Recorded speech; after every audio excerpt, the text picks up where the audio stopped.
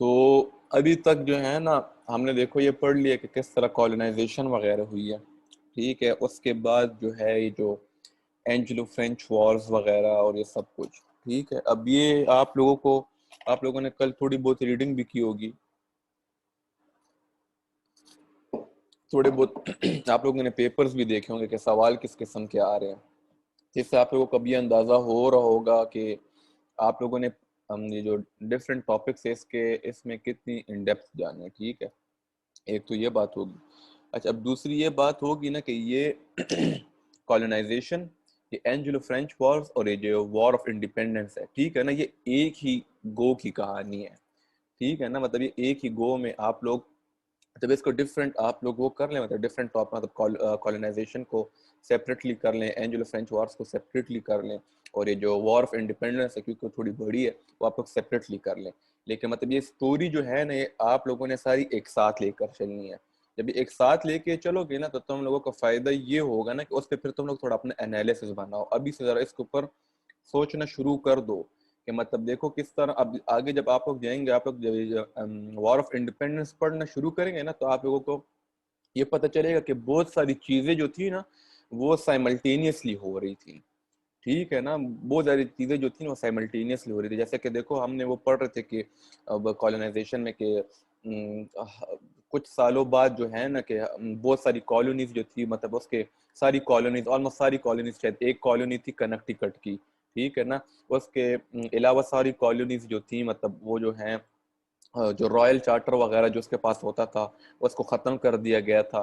और क्या कहते हैं, जो एब्सोल्यूटिस्ट कंट्रोल था किंग का उसको लाया जाता था, ठीक है ना।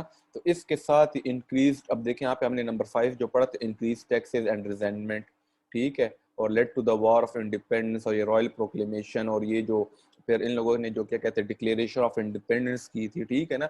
इस और ये सारी चीज़ें जो थी ना बहुत सारी अगर साइमल्टेनियसली हो रही थी, ठीक है ना। तो अपने आप को इस क्या कहते हैं ये माइंड क्लियर करना है कि ये जो सारी चीजें जो साइमल्टेनियसली हो रही थी ना, अब इसमें तुम लोगों ने अपने आप को कंफ्यूज ये नहीं करना कि पहले मतलब कॉलोनाइजेशन हुई है और बीच में एंग्लो फ्रेंच वॉर्स हुई और इसके बाद मतलब ये वॉर ऑफ इंडिपेंडेंस, मतलब इसको तो बुक में और इन सारी चीजों में इसको एक सीक्वेंस दिया गया हुआ है, ठीक है ना। और सीक्वेंस जरूरी भी है कि आप लोगों को थोड़ी समझ आए। लेकिन मेन बात ये भी तुम लोगों ने याद रखनी है कि इस बहुत सारी चीजें साइमल्टेनियसली हो रही थी। जब हम लोग अभी जरा वॉर ऑफ इंडिपेंडेंस पढ़ेंगे ना तो तुम लोगों का थोड़ा और क्लियर हो जाएगा कि मतलब मैं किस चीज की बात कर रहा हूँ। जो बार बार जो है जो क्या कहते हैं the crown intervened and annulled the charter, तो ऐसे ही नहीं हो रहा था, वो कुछ ना कुछ ऐसी बातें हो रही थी हर एक कॉलोनी में, ठीक है ना। और ये टैक्सेस के ऊपर कुछ ना कुछ इस तरह हो रहा था जिसकी वजह से कुछ कुछ सेल्फ गवर्नमेंट चाह रहे थे, कुछ अपने तरफ से, जैसे हम लोगों ने कल पढ़ा था कि अपनी तरफ से जो है वो लोग लेजिस्लेटिव असेंबलीज बना रहे थे, कहीं पे इलेक्टेड रिप्रेजेंटेटिव थे, कहीं पे नहीं थे, कहीं पे प्रोविंशियल लेजिस्लेचर्स क्या कर रही थी क्या नहीं कर रही थी। तो इस तरह है ना, ये सारी चीजें हैं ना, तो तुम लोगों को थोड़ा ये आइडिया हो, इनको तुम लोग थोड़ा सीक्वेंस वाइज भी रखो, लेकिन ये भी थोड़ा सोचने की कोशिश करो कि मतलब कैसे ये जो है ना एक बिल्डअप हो रहा है अमेरिकन इंडिपेंडेंस। मतलब अमेरिका अमेरिका क्यों बना, कॉलोनी से अमेरिका का जो वजूद आया, मतलब ये 13 स्टेट्स कैसे एक साथ मिली और इससे जो है ना क्या कहते हैं यूनाइटेड स्टेट्स ऑफ अमेरिका जो बने, ठीक है ना। तो वो किस तरह बना, तो ये सारी है ना ये वाली कहानी। इसके बाद हम पढ़ेंगे अमेरिकन कॉन्स्टिट्यूशन, ठीक है। अब वो सेपरेटली एक टॉपिक है। अब ये जो दो चीजें हैं ना ये थोड़ी सी, अब आप लोग तो मुझे कह रहे हैं कि हम आदना तो कोई खास सवाल है, मतलब आपको क्या हमें समझ आ रही है। तो अब मैं क्या कह सकता हूँ, मैं तो जब ये चीज़ें पढ़ रहा था, मैं खुद से पढ़ रहा था, तो मुझे बहुत ज़्यादा मतलब कंफ्यूज हो जाता था मैं चीज़ों में कि मतलब ये बात ही क्या हो रही है, ठीक है ना। तो फिर उसके बाद मुझे कुछ थोड़ी बहुत खुद से रिसर्च करनी पड़ती, गूगल और यूट्यूब वगैरह खोल के। तो अगर कहीं पे वो हो कंफ्यूजन वगैरह हो तो मुझसे ही पूछो, लेकिन अगर क्लास का टाइम ना हो, खुद से पढ़ रहे हो ना, अगर रीडिंग करते हो कोई ना कोई मसला वगैरह हो जाए, तो फिर ये क्या कहते हैं गूगल और यूट्यूब की हेल्प ले लिया करो, तो उससे बंदा काफ़ी मतलब माइंड क्लियर हो जाता है, ठीक है। उसमें बहुत अच्छी अच्छी क्या कहते हैं वीडियोस होती हैं, मतलब आपको बहुत ठीक तरीके से आपको समझ आ जाती है। तो बस अब ये कॉलोनाइजेशन और एंग्लो फ्रेंच वॉर्स जो है वो है ना, वो उसकी कहानी थोड़ी यहाँ तक थी। अब इसके बाद हम लोग जाते हैं वॉर ऑफ इंडिपेंडेंस की तरफ। तो अच्छा, वॉर ऑफ इंडिपेंडेंस।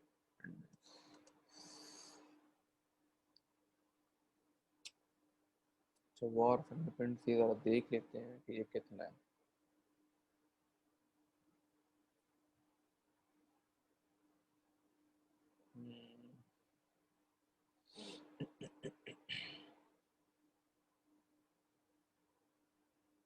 अच्छा, ये वॉर ऑफ इंडिपेंडेंस जो है ना, ये थोड़ा बड़ा है, ठीक है ना। तो इसको सर करते हैं, जो शुरू शुरू की तकरीबन मैं शुरू शुरू की जो मेन बातें हैं ना, वो मैं आप लोगों को कर देता हूँ, ठीक है ना। कुछ ये तकरीबन कोई, क्योंकि इस अच्छा वॉर ऑफ इंडिपेंडेंस का मसला ये है कि इसके अंदर बहुत सारी बातें हैं, ठीक है ना।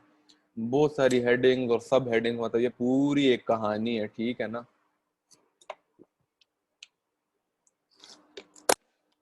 पूरी एक कहानी है। इसके अंदर अब आप लोगों को अपने साथ है ना डिटेल्स लिखनी पड़ेंगी, थोड़ी ज्यादा डिटेल्स लिखनी पड़ेंगी, ठीक है। अभी तो मैंने कोशिश यही की है कि मतलब मैं वो जो मेन मेन बातें हैं ना, वहाँ पे तो आपको क्या कहते हैं, सारी मेन मेन बातें मैं अपने साथ लिख लूँ आप लोगों के पास, इन नोट्स में तो आपके पास मौजूद रहे। लेकिन फिर भी जब तुम लोग पढ़ोगे ना, तो तुम लोगों को जरूर बहुत सी ऐसी बातें मिलेंगी कि जो मतलब मैंने यहाँ पे नहीं की होंगी, ठीक है। मतलब ये द ड्यूटी एक्ट ऑफ 1673 जो है, ये मैंने सिर्फ लिखा है to enforce present and previous acts और सीरियस रिजेंटमेंट बाय 1758, ठीक है। मैंने सिर्फ आप लोगों को इतना लिखा हुआ है, लेकिन इसकी भी थोड़ी डिटेल है। नेविगेशन एक्ट की अपनी एक डिटेल है, ठीक है ना। तो जो चीजें मतलब ये है ना, वो बिल्कुल समराइज करके मैंने लिखा हुआ है, ठीक है, कि आप लोगों का वो जो कॉन्सेप्ट है ना वॉर ऑफ इंडिपेंडेंस, मतलब सारी जो वॉर ऑफ इंडिपेंडेंस के बारे में वो क्लियर हो। बाकी जो डिटेल्स होंगी ना, मतलब यहाँ से आप लोगों को हेडिंग्स वगैरह अपनी सब हेडिंग्स भी मिल जाएंगी, लेकिन वो जो हेडिंग्स और सब हेडिंग्स के नीचे जो आपने डिटेल देनी होती है ना थोड़ी बहुत, तो वो आपको किताब से मिलेंगी, और किताब से आप लोगों को थोड़े अपने साथ थोड़ी बहुत नोट करनी पड़ेंगी, ठीक है। अच्छा, तो ये है वॉर ऑफ इंडिपेंडेंस। अच्छा, तब वॉर ऑफ इंडिपेंडेंस जो है इसको अमेरिकन रेवोल्यूशन भी कहा जाता है, ठीक है। और इसका शायद एक और नाम भी है, लेकिन मतलब अगर वॉर ऑफ इंडिपेंडेंस आती है या अमेरिकन रेवोल्यूशन आता है, तो ये क्या कहते हैं, एक ही चीज के बारे में बात हो रही है, ठीक है। अब वॉर ऑफ इंडिपेंडेंस जो था, सर आई थिंक इसको एनलाइटनमेंट भी कहते हैं, क्योंकि एक तो जगह पे एनलाइटनमेंट का भी जिक्र हुआ हुआ है नहीं, क्वेश्चंस में। वो इसको एनलाइटमेंट नहीं कहते हैं, वो इस तरह है कि वो नहीं कहते हैं। सर, रेवोल्यूशनरी वॉर कहते हैं इसको, हाँ, हिस्ट्री की वेबसाइट पे रेवोल्यूशनरी वॉर कहते अच्छा हैं। ठीक है, वो अभी से हम इसके साथ डाल लेते हैं, ठीक है। इसको रेवोल्यूशनरी वॉर भी कहते हैं। अच्छा, दूसरा जो है ना, क्या कहते हैं, आपने क्या बात की है, वो एनलाइटमेंट की। वो ये सवाल है कि क्या whether the American revolution was a child of the enlightenment, कुछ इस तरह का कोई सवाल है वो। तो वो ये जी जो सर, यही है। यही है ना। American revolution was the child of enlightenment, और आगे लिखा हुआ कमेंट। हाँ, कमेंट। अब ये इसलिए है ना कि देखो, एनलाइटमेंट जो था ना, एनलाइटमेंट पीरियड जो था, वो जो है क्या कहते हैं, मतलब अब वो एक अलग सा पीरियड रहा हुआ है, ठीक है। अब तुम लोग वो वाले सवाल करते जो मैंने सारे छोड़े हुए थे ना। अच्छा, अब सर वो जो, एनलाइटनमेंट पे फ्रेंच रेवोल्यूशन वगैरह सर, ये हाँ चीजें हाँ हैं। वो है, लेकिन देखो वो जो जो मेन बातें हुई थी वो प्रोटेस्टेंट्स और कैथोलिक्स की थी, ठीक है ना। तुम लोग इसको उसके साथ भी कनेक्ट कर सकते हो, ठीक है। इसके उसको तुम लोग उसके साथ भी कनेक्ट कर सकते हो। जब तुम लोगों ने असल में हम लोगों ने आईआर में एनलाइटमेंट का जो पीरियड था ना, थोड़ा बहुत पढ़ा हुआ था, लेकिन मैंने फिर अमेरिकन रेवोल्यूशन को उस कॉन्टेक्स्ट में मैंने देखा ही नहीं है ना, मैंने उसकी क्या कहते हैं, कोई रीडिंग वगैरह ही नहीं किया। अगर इस बारे में क्लियर होना चाहते हो तो गूगल या क्या कहते हैं, गूगल खोल लेना, ठीक है ना, और उसमें यही सवाल लिख देना और कमेंट, ठीक है। कुछ ना कुछ जो है ना तुम्हें जरूर मिल जाएगा। लेकिन अगर इसके साथ तुमने इसकी मतलब तुम अब देखो, जो सवाल है ना उसका यही है कि तुमने ये साबित करने कि कैसे अमेरिकन रेवोल्यूशन को जो मेन कॉज था ना वो एनलाइटमेंट था, ठीक है ना। तो अब इसके लिए तुम्हारे पास कम से कम देखो, तुम्हारे पास एक तो तुम्हारी इंट्रोडक्शन की हेडिंग आ जाएगी, दूसरी तुम्हारी कंक्लूजन की हेडिंग आ जाएगी, और तीसरी अगर तुमने क्रिटिकल एनालिसिस करना हो तो तुम्हारा तकरीबन पेज एंड हाफ तो ये हो गया। इसके बाद तकरीबन नहीं है, तुम्हें तकरीबन 5 से 6 हेडिंग्स की जरूरत, मतलब हेडिंग्स और सब हेडिंग्स की जरूरत है कि अगर तुम्हारा जो आंसर है ना 4 से 4.5 या 5 पेजेस के ऊपर जाए, तो वो जो है ना, वो जो 4 से 5 जो तुम्हारी हेडिंग्स होंगी ना, वो इसी यही होंगी कि तुमने ये साबित करना होगा कि कैसे अमेरिकन रेवोल्यूशन को जो मेन कॉज था ना वो एनलाइटमेंट थी, ठीक है ना। तब इसके बारे में मैंने खुद कुछ इतना पढ़ा हुआ नहीं है, तो मैं तुम्हें अब मिसगाइड नहीं करना चाहता, लेकिन मेरे दिमाग में जो एक बात आ रही है ना, वो ये क्या कहते हैं, ये जो रिलीजन वाली जो बात थी ना, आप वहां पे इसको वो कर सकते हैं, क्या कहते हैं, एक तो ये आपका पॉइंट हो गया, और दूसरा आप लोग फिर पढ़ लो उसके बारे में। तो आप मतलब पहले एनलाइटमेंट के बारे में पढ़ो, फिर अमेरिकन रेवोल्यूशन के बारे में भी। ये अभी तो तुम लोग ये तो खैर थोड़ा बहुत पढ़ लोगे, लेकिन गूगल वगैरह पे जरा देख लो कि क्या मतलब क्या कनेक्टिविटी बनाई है, किसी अच्छे ऑथर ने, कोई रिसर्च पेज वगैरह किसी ने, कुछ ना कुछ तुम लोगों को जरूर मिल जाएगा, ठीक है ना। तो लेकिन एनलाइटमेंट और अमेरिकन रेवोल्यूशन जो है ये अलग अलग चीजें हैं। सिर्फ उस क्वेश्चन में ये आप लोगों से पूछा गया कि मतलब कैसे आप लोग अमेरिकन रेवोल्यूशन को क्या कहते हैं कनेक्ट करते हैं एनलाइटमेंट के साथ, मतलब अमेरिकन रेवोल्यूशन एनलाइटमेंट की ही वजह से हुआ, तो फिर आप उसके कॉजेज वगैरह देखने होंगे, अपना कमेंट करना होगा, ठीक है। तो ये वो बात हो गई है। अच्छा, कॉजेज ऑफ द रेवोल्यूशन, ठीक है। Growing differences and misperceptions. अब ये जो ग्रोइंग डिफरेंसेस और मिसपरसेप्शंस है ना, अब आप लोगों ने अब ये बात यहाँ पे क्या कहते हैं सोच लो इसके, मतलब माइंड पे सोच लो इसके बारे में, ठीक है। अब यहाँ पे जो दो पार्टीज है ना, एक पार्टी है ब्रिटिश गवर्नमेंट, ठीक है, ग्रेट ब्रिटेन की उस वक्त की जो गवर्नमेंट थी जो कि सारी कॉलोनीज को कंट्रोल करती थी, और जो दूसरी पार्टी है ना वो यहाँ के इनहेबिटेंट्स हैं, ठीक है ना, जो कि कॉलोनीज में रह रहे हैं, मतलब जो 13 कॉलोनीज है ना वर्सेस द ग्रेट ब्रिटेन। अब वर्सेस द ग्रेट ब्रिटेन वो क्या चाहते थे, वो ये चाहते थे, अब ये तो हम सारा पढ़ते, लेकिन अल्टीमेटली इसने लीड किया है अमेरिकन इंडिपेंडेंस की तरफ, ठीक है ना। अमेरिका जो अमेरिका बना यूनाइटेड स्टेट्स, पहले तो इसका फिर अलग अलग नाम था United states of in confederation, को इस तरह नाम तो नीचे लिखा होगा, ठीक है ना, वो हम लोग पढ़ ले, वो भी आप लोगों को आ जाएगा। लेकिन कैसे अमेरिका जो 13 कॉलोनीज है इनको इंडिपेंडेंस मिली है, और कैसे अमेरिका जो है ना अमेरिका बना है, ठीक है ना। तो ये सारी कहानी जो है ना उसकी, इसलिए इसको वॉर ऑफ इंडिपेंडेंस भी कहा जाता है, इसको अमेरिकन रेवोल्यूशन भी कहा जाता है, इसलिए इसको रेवोल्यूशनरी वॉर भी कहा जाता है, ठीक है। तो कॉजेज ऑफ रेवोल्यूशन, ये जो पहले हैं ग्रोइंग डिफरेंसेस एंड मिसपरसेप्शंस, जो ग्रोइंग डिफरेंसेस और मिसपरसेप्शंस ये कॉलोनीज के दरमियान और जो ग्रेट ब्रिटेन की जो गवर्नमेंट थी उसके दरमियान थी, ठीक है। अच्छा, यूरोपियन रिलीजियस पॉलिसीज, ठीक है ना। पहले तो एक सबसे बड़ा इनके जो ग्रोइंग डिफरेंसेस और मिसपरसेप्शन ये था कि मतलब यूरोपियन रिलीजियस पॉलिसी का मैंने आपको बताया था कि वहाँ पे प्रोटेस्टेंट्स वगैरह को क्या कहते हैं उनके साथ ज्यादतियाँ हो रही थी, ठीक है। दूसरी बात ये है कि हैप्पी एंड लॉयल अमेरिकन, मतलब ये जो लोग इंग्लैंड से यहाँ पे आके, मतलब मैंने कहा था ना हमने कॉलोनी के बारे में पढ़ा था कि कॉलोनी क्या होती है, कि वहाँ एक कंट्री के जो लोग होते हैं, इनहेबिटेंट्स होते हैं, वो अपनी कंट्री मदर कंट्री छोड़ के जाते हैं दूसरी कंट्री में, और वहां पे जाके परमानेंटली सेटल हो जाते हैं। लेकिन दे क्या कहते हैं वो लोग अपने क्या कहते हैं मदर कंट्री जो है उसकी प्रोटेक्शन में भी होते हैं, उसको सर्व भी करते हैं, ठीक है ना। अब बहुत ये लोग हैं ना बहुत वक्त से, क्योंकि यहाँ पे रह रहे थे, बहुत मतलब सेंचुरीज गुजर गई है ना, तकरीबन 15th सेंचुरी में ये लोग आए थे, अभी हम लोग बात कर रहे हैं तकरीबन 17th सेंचुरी की, ठीक है ना। तो अब यहाँ पे जब ये लोग रहना शुरू हो गए ना, तब ये लोग मतलब यहाँ के ही हो गए थे किस्म के, ठीक है ना। तो हैप्पी एंड लॉयल अमेरिकन, मतलब वो लोग अपने आप को अब ब्रिटिशर्स नहीं कहते थे, या ये नहीं कहते थे कि हम लोग ये कहते हैं ग्रेट ब्रिटेन से आए हैं, वो लोग ये कहते थे ना कि हम लोग अब यहाँ मतलब हम लोग अमेरिकन हैं, मतलब हम लोग इसी जगह के हैं। तो मतलब वो हैप्पी भी थे और लॉयल भी थे, मतलब अपने लैंड के साथ, मतलब वो कहते थे कि हमारा यही इलाका है और हम लोग इसी जगह के हैं, ठीक है। अच्छा, दूसरी फिर कहते हैं कि जो ब्रिटिशर्स थे वो ये एक्सपेक्ट करते थे कॉलोनाइजर्स कॉलोनिस्ट से, जो कि वहां पे गए हुए थे, कि वो ये एक्सपेक्ट करते थे उनसे कि ये जो है ना हमारी जो अपनी मदर कंट्री को ये लोग सर्व करेंगे, मतलब जो कुछ भी हम इनको कहेंगे तो ये लोग वो वाली बातें मानेंगे, ठीक है, for the greater good of the mother country, ठीक है।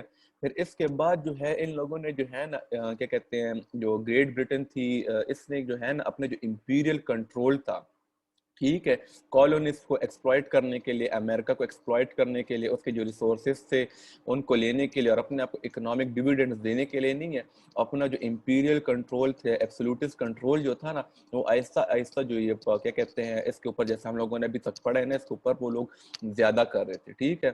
रिकॉर्ड हो रहा है कि नहीं हो रहा है? हो रहा है सर। हो रहा है, ठीक है। अच्छा, इसके बाद जो है ना क्योंकि अच्छा जैसे अब इन लोगों ने जो है ना लेजिस्लेटिव असेंबलीज जो थी ना इनकी, जो मैंने कहा था गवर्निंग काउंसिल होती थी जो कि हर एक कॉलोनी की अपनी होती थी, ठीक है ना, तो वो जो है ना क्या कहते हैं उन लोगों ने ये एज्यूम करना शुरू कर, उन लोगों ने अपने क्या कहते हैं सेल्फ गवर्नेंस जो है ना उसकी तरफ उनका बहुत ज्यादा रुझान बढ़ रहा था। मतलब वो कह रहे थे कि हम लोग यहाँ पे रह रहे हैं वो शुरू में बिल्कुल भी ये नहीं चाह रहे थे कि मतलब हम लोग बिल्कुल ही कट ऑफ कर दें ग्रेट ब्रिटेन के साथ, लेकिन वो चाह रहे थे कि मतलब ये लोग हम लोग क्योंकि यहाँ पे रह रहे, सारी मेहनत हम लोग यहाँ पे करते हैं, ठीक है ना, हम लोग ऐसी फजूल में ब्रिटिश गवर्नमेंट की बातें क्यों माने, हमें चाहिए कि हम जो है ना हमारे पास सेल्फ गवर्नमेंट हो, हमारा कंट्रोल हो हमारी कॉलोनीज के ऊपर, और हम लोग जो है ना क्या कहते हैं ट्रेड और कॉमर्स जितनी भी चीजें जो होती थी कंसर्निंग द कॉलोनी, ठीक है, हम उस चीज को रेगुलेट करें, हमें डिक्टेशन ना दी जाए बल्कि हमारी जो टर्म्स है ना उसके साथ जो ग्रेट ब्रिटेन है उसको चलना पड़ेगा। हालांकि ग्रेट ब्रिटेन ये कह रही थी क्योंकि आप लोग यहाँ से गए हैं और आप लोगों की मदर कंट्री जो है वो ग्रेट ब्रिटेन है, ठीक है ना, तो आप लोगों ने तो हमें सर्व करना ही करना है। तो ये जो है ना मिसपरसेप्शन और डिफरेंसेस जो है ना over period of this time, ये जो सेंचुरी और 2-3 गुजर गई थी ना, इसके ऊपर ये बहुत ज्यादा डेवलप होगी। मतलब अब आप सोचिए एक 2 सेंचुरीज जो है एक बहुत बड़ा टाइम है, मतलब अगर आप 15th सेंचुरी से लेकर 17th सेंचुरी तक, ये काफी बड़ा टाइम होता है और इसमें बहुत सारी चेंजेस आ जाती हैं, ठीक है तो ये tussle for power over colonies, ठीक है ना, जो इनहेबिटेंट्स थे, जो कॉलोनिस्ट थे, जो कि इंग्लैंड से गए हुए थे, अब वो चाह रहे थे कि कॉलोनीज के ऊपर उनका कंट्रोल हो।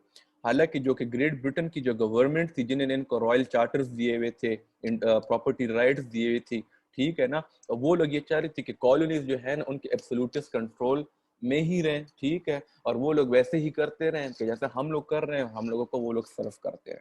तो इस तरह इनकी जो क्या कहते हैं मिसपरसेप्शन और डिफरेंसेस जो है ना, इन्होंने क्या कहते हैं मतलब वो आपस में बढ़ती बढ़ती जा रही थी, ठीक है। फिर आता है मैं थोड़ा सा इसमें ऐड करूं। जी जी जरूर। सर ये जो आपने बताया ना कि वो इंग्लैंड ब्रिटेन क्राउन की तरफ से इन पे कंट्रोल था, तो सर असल में इनके जो गवर्नर्स अपॉइंट होते थे कॉलोनीज में वो किंग अपॉइंट करता था और किंग के पास वीटो पावर भी होती थी, और जितनी भी चीजें जितने भी कॉन्स्टिट्यूशनल मैटर्स होते थे वो प्रिवी काउंसिल में डिस्कस होते थे, PRIVY, ये माजमदार की बुक में भी है। Sir privy council is a private council, ठीक है, उसमें आपके क्राउन की तरफ से प्राइवेट काउंसलर्स अपॉइंट होते थे और वही सारा जो अमेरिकन कॉलोनीज के मैटर्स थे, कॉन्स्टिट्यूशनल मैटर्स, वो डिस्कस करते थे। तो सर सिंपल ये था कि वहां से सारा कंट्रोल हो रहा था और गवर्नर्स भी वही अपॉइंट करते थे। हाँ गवर्नर्स भी वही अपॉइंट करते थे, और मतलब जो यहाँ की जो सेल्फ गवर्निंग बॉडीज थी उनके पास मतलब पावर इतनी होती भी थी और नहीं भी होती थी, मतलब वो मतलब एक टसल ऑफ पावर ही चल रही थी, मतलब यही था जो आपने किया वो बिल्कुल ठीक है, बल्कि बहुत अच्छी बात की आपने। अब इसमें ये देखो मसला वही है कि वो लोग चाह रहे हैं कि मतलब बात वही है मेन, जो ब्रिटिशर्स हैं वो ये चाह रहे हैं कि कॉलोनीज उस तरह काम करें कि जैसा हम चाह रहे हैं, और कॉलोनीज में जो लोग बैठे हुए थे, ठीक है, जो कि वो उनकी काउंसिल में होते थे, वो चाह रहे थे कि British government should play by their rules, ठीक है ना, और हम लोगों को जो जो सारी जो कॉलोनी से कंसर्निंग जितनी भी बातें हम लोगों को करनी चाहिए, ठीक है। तो अब ये जो है ना ये तो आप लोगों का मेन पॉइंट हो गया, ठीक है। फिर इसके बाद आते हैं दूसरा पॉइंट। अच्छा, अब ये जो severe regulation of trade and commerce जो है ना, अब इसमें डिफरेंट एक्ट्स हैं, ठीक है। अब इसके समरी तो मैंने यहाँ पे लिख दी है, लेकिन इसमें आप लोगों ने जैसा मैंने पहले बताया थोड़ी थोड़ी डिटेल इसके साथ ऐड कर लेना, ठीक है, क्योंकि इसमें है, वहाँ पे आप माजुमदार की बुक में भी देखे काफी डिटेल है इसके साथ। तो अब ये लोग क्या कर रहे थे, क्योंकि आपने जैसा बताया वो कॉन्स्टिट्यूशनल मैटर्स वगैरह जो है, मतलब वो क्या कहते हैं कंसर्निंग जो है कॉलोनीज, वो लोग डिसाइड करते थे, तो वो जो है ना हर वक्त डिफरेंट एक्ट्स के थ्रू जो है ना इनके ऊपर जो अपना जो कंट्रोल था ना वो ज्यादा से ज्यादा करने की कोशिश करते थे, ठीक है, और इस एक्ट्स के थ्रू उनको एक्सप्लॉइट करने की कोशिश करते थे ठीक है। तो पहले तो सबसे पहले इन लोगों ने जो है ना वो क्या कहते हैं एक नेविगेशन एक्ट ऑफ 1651। अब देखो बात किस चीज की हो रही है, 1651 की, ठीक है। और हम लोगों ने जब अभी एंग्लो फ्रेंच वॉर्स पढ़ा था तो हम लोग कहाँ तक गए थे, 1763 तक शायद हम लोग गए थे, ठीक है। तो मेरे अब वो जो वाली बात मैं कह रहा था ना कि बहुत सारी चीजें साइमल्टेनियसली हो रही थी, तो वो मैं इस चीज की बात कर रहा था, ठीक है ना सॉरी सॉरी यार, ठीक है। तो वो मैं इस चीज की बात कर रहा था। अच्छा, ऑल गुड्स एंटरिंग, अच्छा नेविगेशन एक्ट ऑफ 1651 ये कहता था कि जितने भी गुड्स इंग्लैंड में एंटर हो रहे हैं ना, they shall be shipped by British subjects. मतलब अब वो अपने आप को इतना बड़ा एक इंसेंटिव दे रहे थे कि मतलब जो भी गुड्स जो है ना इंग्लैंड में एंटर हो रहे हैं थ्रू अमेरिका, ठीक है ना, वो सिर्फ जो है ना ब्रिटिश सब्जेक्ट ही कर सकते हैं और कोई नहीं कर सकता। मतलब आप लोग उन लोगों ने उनसे ये पावर ले ली इस नेविगेशन एक्ट के थ्रू कि आप लोग अपने तहत जो है ना ये सारे काम नहीं कर सकते। मतलब वो लोग अपने, अब उनके साथ ट्रेड भी कर रहे थे, लेकिन ट्रेड के भी उनके ऐसे जो क्या कहते हैं कंडीशंस होते थे कि सबसे ज्यादा फायदा जो है ना बस वो ब्रिटिशर्स को ही हो। मतलब वो क्या कहते हैं उनको पूरी तरीके से एक्सप्लॉइट करने की कोशिश कर रहे थे, उनको किसी किस्म का कोई भी फायदा नहीं था। जहाँ पे उनका फायदा होता भी था तो वहां से भी वो उनका फायदा छीन लेते थे, ठीक है। एक ये बात हो गई। फिर दूसरी जो है, दूसरा एक एक्ट था इन्यूमरेटेड कमोडिटीज एक्ट। अब यहाँ पे ये था कि English colonies to trade high yielding products only to England. मतलब अब जो अमेरिका में जितनी भी इंग्लिश कॉलोनीज थी, अब वहाँ पे जितनी किस्म की जिस किस्म की भी वो हाई यील्डिंग प्रोडक्ट्स थे, ठीक है, जैसे एक टोबैको हो गया, टी हो गया, तो उन लोग, अब इनकी ये एक शर्त थी कि तुम लोगों ने ये दुनिया में किसी और जगह पे नहीं भिजवाना है, और ये जो चीजें हैं ना ये तुम लोगों ने सिर्फ इंग्लैंड को ही शिप करनी है, ठीक है। तब ये भी बहुत बड़ी ज्यादती है। अच्छा, फिर एक और आया द ड्यूटी एक्ट ऑफ 1673। अभी जो 1673 वाली जो क्या कहते हैं जो ड्यूटी एक्ट आया है ना, ये जो प्रीवियस इन लोगों ने जितने भी एक्ट्स वगैरह जो थे ना क्या कहते हैं पास किए हुए थे, और जो रिजेंटमेंट इसकी होती थी, तो ड्यूटी एक्ट ऑफ 1673 से ये हो रहा था कि वो लोग ये एनफोर्स करने की कोशिश कर रहे थे कि जितने भी हमने प्रेजेंट और प्रीवियस एक्ट्स जो हैं टू एक्सप्लॉइट द कॉलोनीज हमने जितने भी पास किए हैं ना, वो जो है ना जरूर जो है ना मतलब एनफोर्स किए जाए। तो ये होते होते ये जो रेगुलेशन थी ट्रेड ऑफ कॉमर्स की, ठीक है ना, इसकी वजह से बहुत सारी सीरियस रिजेंटमेंट बाय 1758, मतलब वो जो लोगों के अंदर जो गुस्सा वगैरह था, मतलब लोगों के अंदर वो शऊर आ रहा था कि हमारे साथ तो मतलब जो हमारी मदर कंट्री है बहुत ज्यादा जुल्म कर रही है, ठीक है ना। तो बात फिर जो है ना देखें 1758 तक चली गई है। वही बात है कि चीजें बहुत सारी साइमल्टेनियसली हो रही थी, ठीक है। बीच में देखो अब कितनी ज्यादा वॉर्स भी हुई है, फ्रेंच इन्फ्लुएंस बीच में से गया, ठीक है भाई, ये वही वाला टाइम हो 1763 और 1758। तो ये जो सारी चीजें ना वो एक जगह पे आके नहीं है, वो फोकल पॉइंट किस्म का बन गया था कि मतलब यहाँ पे वो जो वॉर्स हो रही थी उसकी अपनी एक क्या कहते हैं सिग्निफिकेंस थी वॉर ऑफ इंडिपेंडेंस में, और इन चीज़ों की जो थी उनकी एक अपनी सिग्निफिकेंस थी वॉर ऑफ इंडिपेंडेंस के लिए, ठीक है। अच्छा, फिर उन लोगों ने मैन्युफैक्चरिंग के ऊपर भी क्या कहते हैं रिस्ट्रिक्शंस लगाई हैं। उन्होंने कहा जितने भी लग्जरी आइटम्स जो हैं जो कि अमेरिका में बन रहे हैं, वो सिर्फ और सिर्फ आप लोग ग्रेट ब्रिटेन को जो है ना वो करेंगे, क्या कहते हैं luxury items to be imported from import restrictions on manufacturing luxury items to be, ये exported होगा, exported to from, ये आप लोग पढ़ लें, अच्छा भी हो सकता है मैंने शायद गलत लिखा हो, या तो ये सर होगा luxury items to be exported to Great Britain only, या तो ये सर होगा luxury items to be imported from Great Britain only, ठीक है ना। तो मतलब मैन्युफैक्चरिंग के ऊपर इम्पोर्टेड फ्रॉम ब्रिटेन है, अच्छा इम्पोर्टेड फ्रॉम ब्रिटेन, ठीक है, सही है, ठीक है। तो मतलब वो मैन्युफैक्चरिंग के ऊपर भी उन लोगों ने जो है ना क्या कहते हैं वो लगाई हुई थी, क्या कहते हैं रिस्ट्रिक्शंस लगाई हुई थी कि हाँ ठीक है, रिस्ट्रिक्शंस लगाई हुई थी कि आप लोगों ने जितने भी वो जो लग्जरी आइटम्स है ना वो आप लोगों ने सिर्फ ग्रेट ब्रिटेन से लेने हैं और किसी जगह से आप लोगों ने इम्पोर्ट नहीं करना है। तो अब ये देखें मतलब ये उनके साथ मतलब ठीक ठाक ज्यादतियां हो रही थी, ठीक है। फिर अच्छा रिमूवल ऑफ फ्रेंच डेंजर है, जो रिमूवल ऑफ फ्रेंच डेंजर है ये हम लोगों ने अभी अभी पढ़ा है। एक ऐसे कॉलोनीज जो हैं यूनाइट हुई है, 7 इयर्स वॉर हुई थी, ट्रीटी ऑफ पेरिस हुई थी और अल्बानी कांग्रेस वगैरह हुई थी, जो हमने अभी जो एंग्लो फ्रेंच वॉर्स में पढ़े ना, ये सारी वो वाली बात है, ठीक है। अच्छा, फिर इनके एक पीएम आया था Granville, policies of PM Granville, ठीक है। तो उसने जो है ना फिर उसकी जो क्या कहते हैं जो पॉलिसीज थी ना वो ये सारी हैं, ये क्या कहते हैं the royal proclamation of 1763, the quartering act of 1765, the stamp act. अच्छा, अब ये वो वाली चीजें ना जिनसे सवाल आ जाते हैं, ठीक है ना, जिनसे सवाल अक्सर आ जाते हैं, मतलब इनको आप लोगों ने इन चीजों को जो है ना थोड़ा डिटेल में पढ़ना है, ठीक है। वो आपसे स्टैम्प एक्ट के ऊपर भी सवाल आता है, इसके बाद एक और है बॉस्टन टी पार्टी, उसके ऊपर भी सवाल आता है, रॉयल प्रोक्लेमेशन से भी मुझे लगता है सवाल आए हुए, ठीक है ना। और ये सारी चीजें मतलब आप लोग एज अ होल भी इस्तेमाल कर सकते हैं। तो ये वाली जो चीजें हैं इनको ठीक ठाक थोड़ी डिटेल में कर लेना, ठीक है। तो पॉलिसीज ऑफ पीएम ग्रेनवेल, उसका बैकग्राउंड ये है कि war with France left a heavy financial burden, government restored to new taxes which were greatly challenged by the colonists and ultimately led to the independence of the colonies। और मैंने कहा था ना, हमने पीछे पढ़े ना सिग्निफिकेंस एंड इम्पैक्ट्स में कि इंक्रीज टैक्सेस एंड रिजेंटमेंट, तो वो जो है ना वो ये टैक्सेस वगैरह जो थे ना, वो मैंने आपको कहा था कि कैसे कैसे जो है वो क्या कहते हैं, उन लोगों के ऊपर एक डेब्ट बर्डन था और उसको ख़त्म करने के लिए उन लोगों ने जो है ना अमेरिकन कॉलोनीज के ऊपर जो है ना ज़्यादा से ज़्यादा टैक्सेस लगाने की कोशिश की थी। तो उसमें सबसे पहले तो उन लोगों ने ये जो क्या कहते हैं एक प्रोक्लेमेशन जो थी ना, वो क्या कहते हैं PM policies of PM Granville में आती है कि द रॉयल प्रोक्लेमेशन ऑफ 1763। इस तरह हमने उसमें सिग्निफिकेंस और इम्पैक्ट्स में बात की थी। तो वो लोग ये चाह रहे थे कि ये लोग इनके कंट्रोल से ना निकले, ठीक है ना। तो वो लोग ये चाह रहे थे, हालांकि उनके पास अब एरिया मौजूद था, फ्रेंच जो डेंजर था, फ्रेंच जो थ्रेट थी उसके वो 7 इयर्स वॉर जीतने के बाद वो फ्रेंच तो वहां से चले गए थे, अब उनके पास एरिया था, लेकिन ये लोग फिर भी चाह रहे थे कि हम लोग इनको एपेलिचर तक की बाउंड्री जो है वहां तक हम इसको रखें, इसलिए कि हम लोग ये जो वेस्टवर्ड एक्सपेंशन है ना, ये हम इनकी रोक सके, कि हम लोग इनको अपने कंट्रोल में रख सके, ये मतलब हमसे दूर ना चले जाए, ठीक है। तो ये तो था द रॉयल प्रोक्लेमेशन ऑफ 1763। फिर इसके बाद जो है द क्वार्टरिंग एक्ट ऑफ 1765 आया, ठीक है।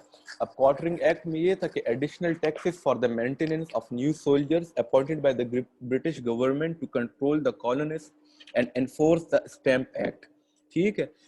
अब ये क्या कहते हैं, उनको कंट्रोल में लाने के लिए, उनको कंट्रोल में रखने के लिए, एक तो वो लोग नए न्यू सोल्जर्स जो थे ना, वो जो है ब्रिटिश गवर्नमेंट अपॉइंट कर रही थी और उनको भिजवा रही थी अमेरिका, ठीक है। और फिर ऊपर से वो लोग ये चाह रहे थे कि इनको कंट्रोल करने के लिए जो सोल्जर्स इस्तेमाल हो रहे हैं, इनकी जो तनख्वाह वगैरह जो है वो भी है ना, तनख्वाह वगैरह और इनकी मेंटेनेंस वगैरह भी जो है ना, हमें कॉलोनीज से ही, कॉलोनीज के पैसों से ही करनी पड़े, मतलब हमें अपने पैसे ना लगाने पड़े। तो अब ये भी एक बहुत बड़ी ज्यादती है, मतलब अब सोचेगा किस किस्म की, मतलब वो लोग है ना सब कुछ इस्तेमाल कर रहे थे इनको इंपीरियल थंब क्या कहते हैं, इंपीरियल कंट्रोल के कंट्रोल में रखने के लिए, और दूसरा जो है इनको ज्यादा से ज्यादा एक्सप्लॉइट करने के लिए। अच्छा, फिर स्टैम्प एक्ट क्या था? स्टैम्प एक्ट ये था ना कि एक इन लोगों ने एक ये क्या कहते हैं रूल पास किया था कि अब जितनी भी ऑफिशियल डॉक्यूमेंटेशन होगी वहाँ पे, मतलब आपका जो बर्थ सर्टिफिकेट है, आपका डेथ सर्टिफिकेट है, या आपका जो क्या कहते हैं जो भी आप कुछ जो भी मतलब जो ऑफिशियल डॉक्यूमेंटेशन होती है ना, it had to bear a stamp, ठीक है। और ये जो स्टैम्प थी ना, इसका मतलब जो इनका जो एंड गोल ये था कि एनुअली ये लोग $100,000 जो है ना इस स्टैम्प एक्ट के थ्रू जो है ना रेस करेंगे, which stood of as a 1/3 of the total revenue generated by the 13 colonies, ठीक है ना। मतलब ये एक इतना बड़ा अमाउंट था, ये इतना बड़ा एक टैक्स था इनके ऊपर, ठीक है। This was taken as a threat to self government by the colonist, strong opposition from the public and all colonies called to get united by Massachusetts of the representatives of all colonies, ठीक है ना। अब ये इनको मतलब ये एक बहुत ही बड़ा टैक्स है इनके लिए, मतलब आप सोचें कि मतलब सारी कॉलोनीज में जो है जितनी भी डॉक्यूमेंटेशन हो रही है, it had to bear a stamp, और सारी कॉलोनीज को मिला के इन लोगों का ध्यान ये था, इन लोगों का ख्याल ये था कि हम लोग एनुअली जो है $100,000 जो है 13 की 13 कॉलोनीज से जनरेट करेंगे, which stood off as 1/3 of total revenue generated by the 13 colonies at that time, ठीक है। तब ये भी देखें मतलब आप कितना बड़ा टैक्स है, बहुत बड़ा टैक्स। अभी देखें 13 कॉलेज में ट्रेड एंड कॉमर्स और हर किस्म की चीज हो रही होगी, और एक इतना बड़ा टैक्स लगा लें कि आप 1/3 ऑफ द टोटल रेवेन्यू से आप जनरेट कर रहे हो ना, तो ये देखें बहुत बड़ा टैक्स है। तो इस जब ये वाला स्टैम्प एक्ट जो था ना, ये बहुत ज्यादा इंपॉर्टेंट है, ठीक है। इसको तुम लोग और भी डिटेल में कर लेना। तो जब ये इन लोगों ने ये वाली चीज इनको बिल्कुल भी पसंद नहीं आई, मतलब ये इतना था कि बस मैसेच्यूसेट्स ने कहा सारी कॉलोनीज को कि हम लोगों को यूनाइट होना पड़ेगा इसके खिलाफ, और कुछ ना कुछ जो है ना हम लोगों को करना पड़ेगा। अब इसकी वजह से जो है ना एक स्टैम्प एक्ट कांग्रेस बनी थी, ठीक है, 1765 में। अब ये देखो अक्टूबर 1765 की बात हो रही, स्टैम्प एक्ट कांग्रेस की। और हमने पढ़ी थी कि अल्बानी कांग्रेस कब हुई थी? अल्बानी कांग्रेस कब हुई थी? आपने जब भी एंजल फ्रेंच वॉर्स में पढ़ा है। 1759 कितनी? 1759 1759। देखें तो मतलब वो जो था ना क्या करते हैं वो उनको पता चल गया था, मतलब अब आप उस बात को इस बात के साथ कनेक्ट करें कि उनको पता था कि हम जैसे उन लोगों ने जो फ्रेंच डेंजर को उन लोगों ने रिमूव किया, ठीक है, यूनाइट होके, तो वो इस बात को क्या कहते हैं, वो बात अब उनको पता चल गई थी, ठीक है, तो इसलिए मैसेच्यूसेट्स ने कहा कि अब इसके खिलाफ जो है ना हम लोग को फिर यूनाइट होना पड़ेगा कि हम लोग इस चीज़ को है ना क्या कहते हैं, जो स्टैम्प एक्ट है इसको हम लोग क्या कहते हैं वो कर सकें, मतलब जो ग्रेट ब्रिटेन की जो गवर्नमेंट है इसको रिपील कर सके, ठीक है। तो स्टैम्प एक्ट कांग्रेस जो था अक्टूबर 1765 में हुआ था, जिसमें रिप्रेजेंटेटिव्स आए थे 9 स्टेट्स से, ठीक है ना, तकरीबन 9 स्टेट्स आए थे, टोटल 13 कॉलोनीज थी, 9 स्टेट्स आए थे, ठीक है, which met in New York and published declaration of rights and grievances, challenged the authority of the British Parliament to tax the colonies, ठीक है। अब वो एक साथ ही 9 स्टेट्स के रिप्रेजेंटेटिव्स एक साथ हुए। अब आप ये भी पूछ सकते हैं कि 13 कॉलोनीज क्यों नहीं हुई, क्योंकि इसमें ऐसी भी कॉलोनीज थी ना, अच्छा इसमें जब अब ये मैं आपको बता दूं ना, ये क्या कहते हैं, जो जितने भी कॉलोनीज थी और जितने भी लोग थे क्या कहते हैं उस वक्त अमेरिका में, ठीक है ना, वो इस तरह डिवाइडेड थे कि 1/3 जो थे ना वो चाहते थे कि हम लोग जो है ना क्या कहते हैं ब्रिटिश गवर्नमेंट के खिलाफ खड़े हों और उनसे अलग हो जाएं, ठीक है। 1/3 ये चाहते थे कि हम लोग जो है ना क्या कहते हैं, मतलब वो लॉयल थे ब्रिटिश गवर्नमेंट को, वो कहते बस चलो ठीक है हमारी गवर्नमेंट जो है जैसी भी है, मतलब वो लॉयल थे अपनी मदर कंट्री के साथ। और 1/3 उसमें ऐसे थे जो कि ये सोचते थे कि मतलब वो कंफ्यूज थे कि वो उनको इस तरफ होना चाहिए या उस तरफ होना चाहिए। तो उस वक्त जो क्या कहते हैं जो लोग थे ना वो लोग इस तरह डिवाइडेड थे, ठीक है। 1/3 की सोच ये थी कि हम लोगों को यूनाइट होना चाहिए, या मतलब ये पूरी मैं आपको बात करूं वॉर ऑफ इंडिपेंडेंस तक की बात करूं।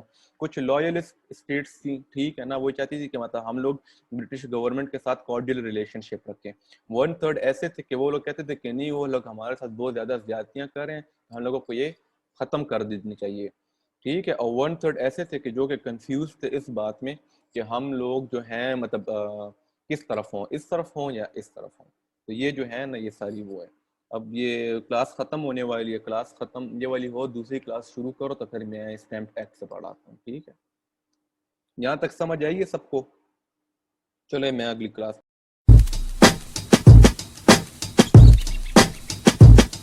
I'm calling, maybe I'm selfish.